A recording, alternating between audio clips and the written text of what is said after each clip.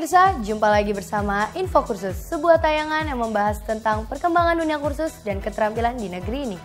Pada perjumpaan kita kali ini, saya akan mengajak Anda melihat salah satu keterampilan yang sudah berkembang pesat, serta banyak diminati oleh masyarakat kita, yaitu keterampilan refleksi, yang akan membahas tentang pedoman pelayanan pijat refleksi.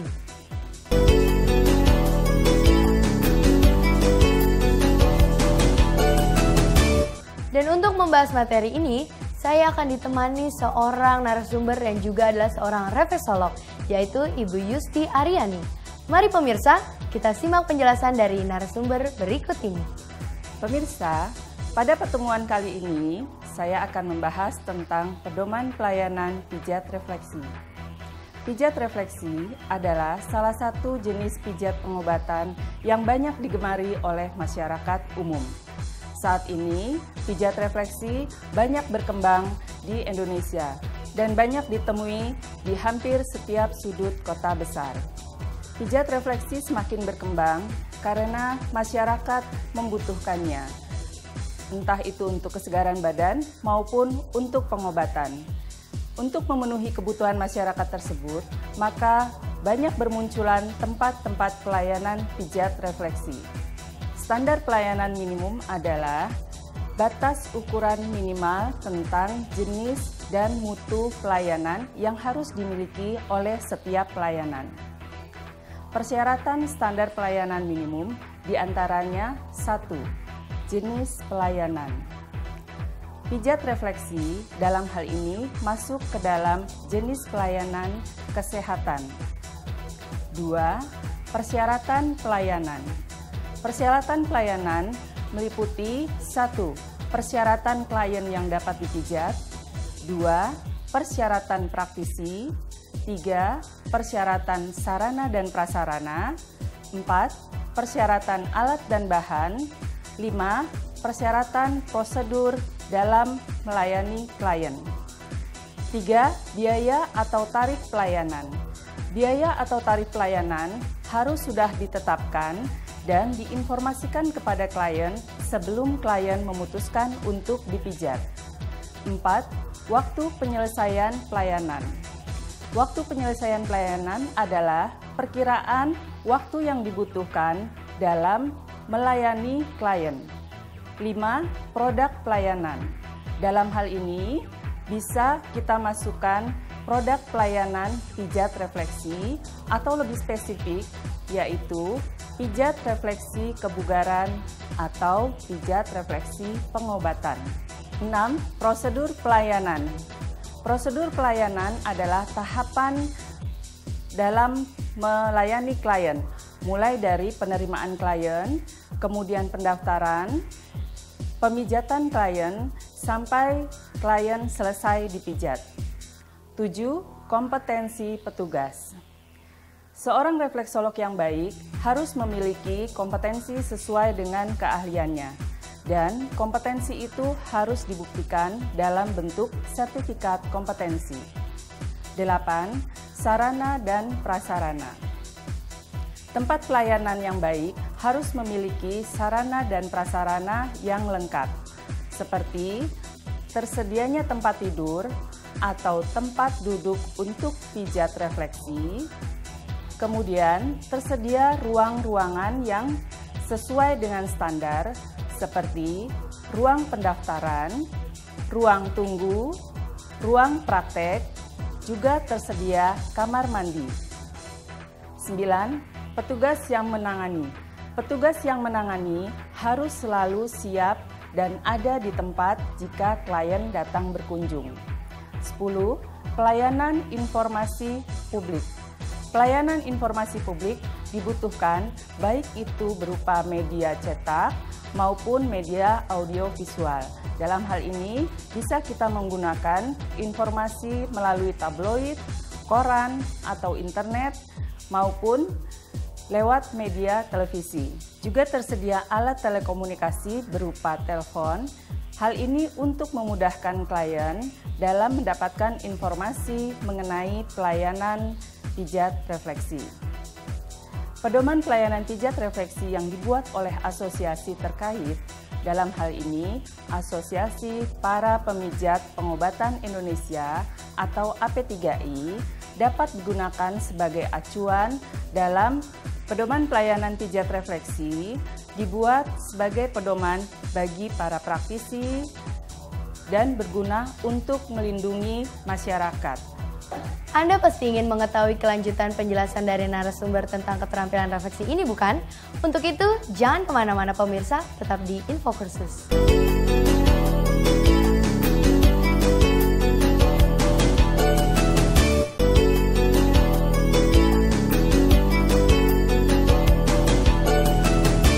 Masih di Infokursus pemirsa, dan masih bersama saya Fania Martadinata dan narasumber kita Ibu Yusti Aryani, yang kembali akan melanjutkan pembahasan tentang keterampilan refleksi dalam episode Pedoman Pelayanan Pijat Refleksi. Mari pemirsa, kita simak penjelasan lanjutan dari sang narasumber.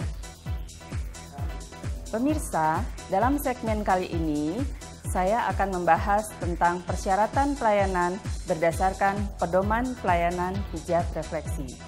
Yang pertama adalah persyaratan klien.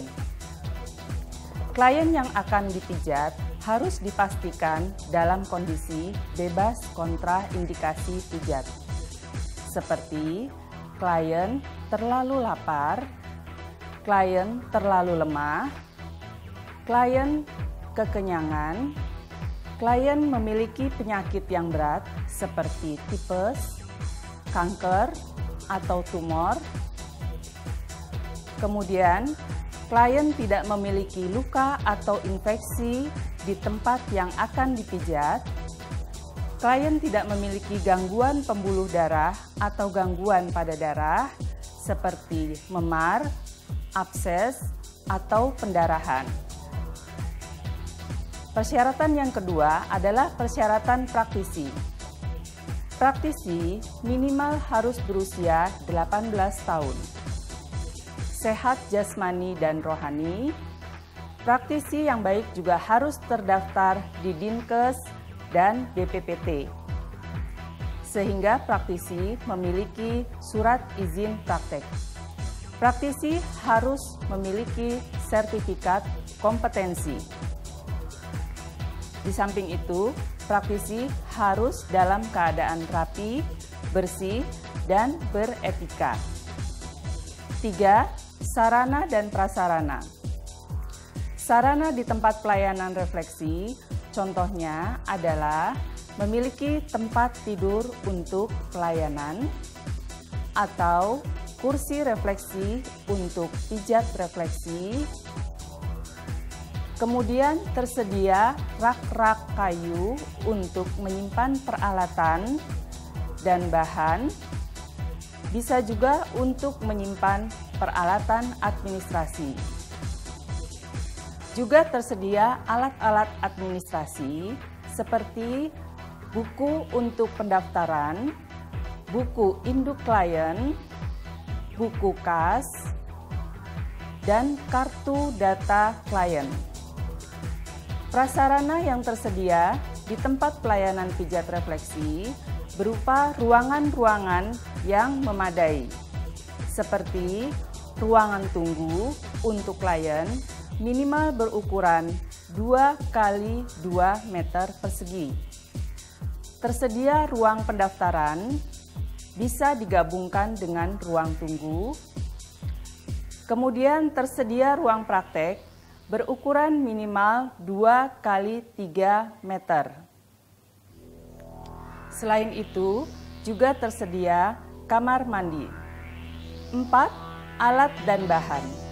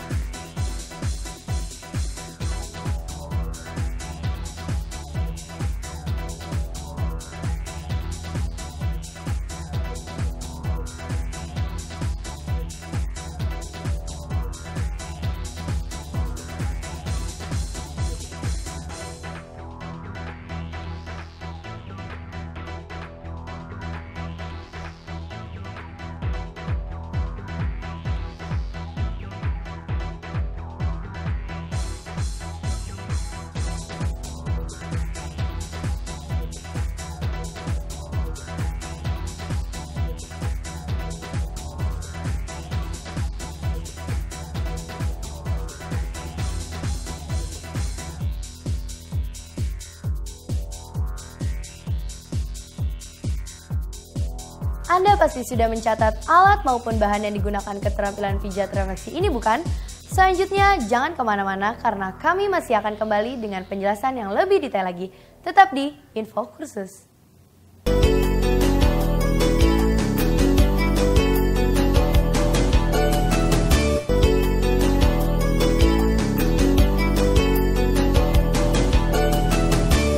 Masih di Info Kursus. Selanjutnya, mari kita perhatikan dengan seksama langkah-langkah yang akan dijelaskan oleh narasumber mengenai keterampilan refleksi dengan judul episode Pedoman Pelayanan Pijat Refleksi. Mari pemirsa, kita kembali ke narasumber. Pemirsa, kali ini saya akan menjelaskan mengenai alat dan bahan yang biasanya digunakan dalam pelayanan pijat refleksi. Yang pertama adalah handuk kecil. Handuk kecil digunakan untuk mengeringkan kaki klien dan membersihkan kaki klien dari sisa-sisa minyak atau krim yang melekat pada kaki klien. Yang kedua adalah baskom tempat merendam kaki klien. Kemudian kita juga menggunakan pelicin kulit. Pelicin kulit bisa menggunakan massage cream atau krim pijat seperti ini. Massage cream ini jika akan digunakan, kita tidak boleh mengambil langsung dari dalam tempatnya, tetapi harus menggunakan mangkuk kecil. Seperti ini. Gunanya adalah supaya massage cream tersebut tidak tercemar. Selain massage cream, kita juga bisa menggunakan minyak urut atau minyak pijat sebagai pelicin kulit. Minyak ini terbuat dari minyak kelapa. Selanjutnya adalah alkohol 70% yang dimasukkan ke dalam botol spray. Ini untuk memudahkan dalam membersihkan kaki klien agar terhindar atau bebas dari kuman. Selanjutnya sabun. Sabun gunanya untuk mencuci tangan praktisi sebelum maupun sesudah memijat. Berikutnya adalah alat bantu. Alat bantu digunakan pada saat tangan praktisi mengalami cedera atau luka. Alat bantu yang digunakan bisa terbuat dari kayu, contohnya adalah seperti ini. Kemudian seperti ini. Alat bantu bisa bermacam-macam bentuknya, tetapi yang perlu diingat adalah semua ujung alat bantu harus tumpul agar tidak melukai atau mencederai kulit klien. Kemudian bisa juga yang terbuat dari tanduk, seperti ini contohnya, dan ini. Kemudian terbuat dari akrilik. Dari akrilik, contohnya adalah seperti ini. Pemirsa, setelah kita mengetahui tentang persyaratan pelayanan pijat refleksi, maka kali ini saya akan membahas mengenai prosedur pelayanan pijat refleksi di tempat pijat refleksi. Pelayanan pijat refleksi harus mengikuti prosedur yang berlaku yang berdasarkan tahapan-tahapan tertentu. Bagaimana pemirsa? Sudah cukup jelas apa yang disampaikan narasumber kita? Tapi tetap jangan kemana-mana dulu pemirsa, karena penjelasan narasumber masih belum berakhir sampai di sini. Sesaat lagi, narasumber masih akan kembali ke hadapan Anda. Tetap di Info Kursus.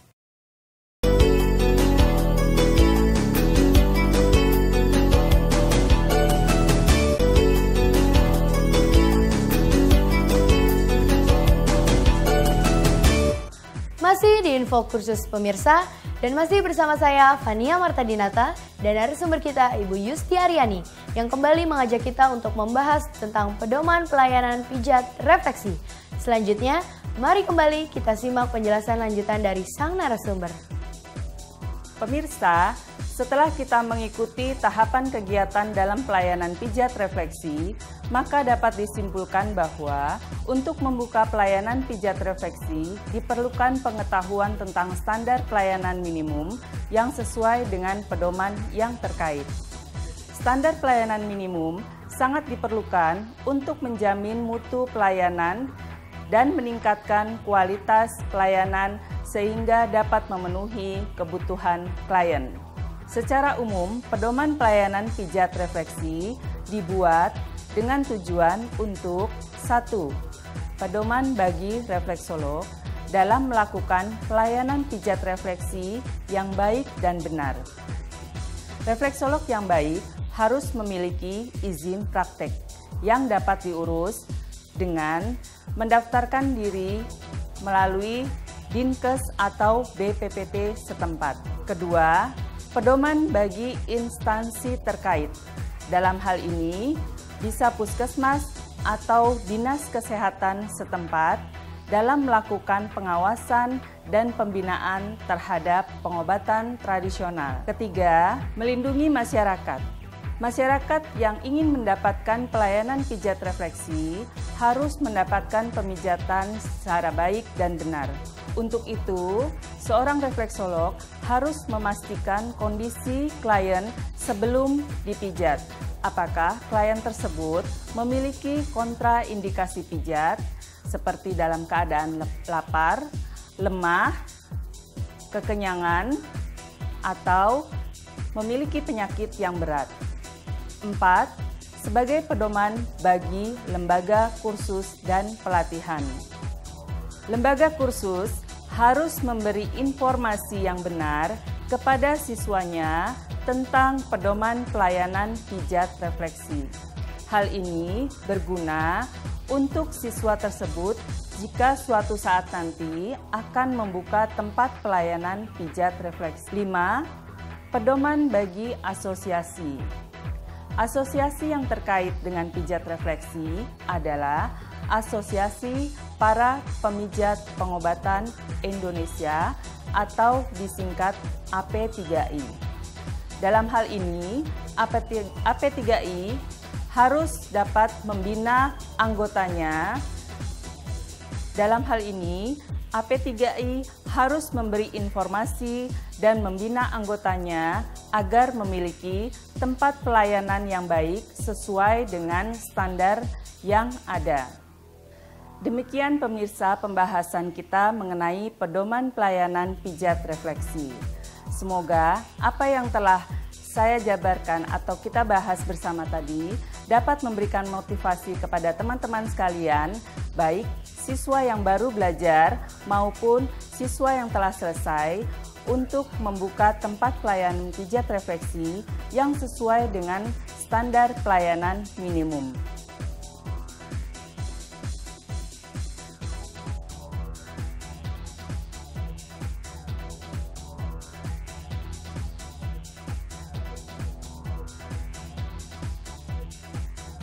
Nah pemirsa, demikianlah pembelajaran kita pada keterampilan pijat refleksi kali ini. Semoga segala penjelasan yang disampaikan narasumber selama 30 menit ini memberikan manfaat kepada Anda yang telah menyaksikan acara ini.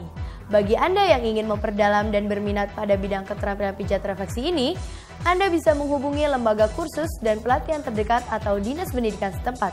Anda juga bisa mengunjungi website kami di www.infokursus.net. Akhir kata, saya Fania Martadinata, beserta kru yang bertugas mengucapkan terima kasih atas perhatian Anda. Sampai jumpa pada episode yang akan datang. Salam Infokursus!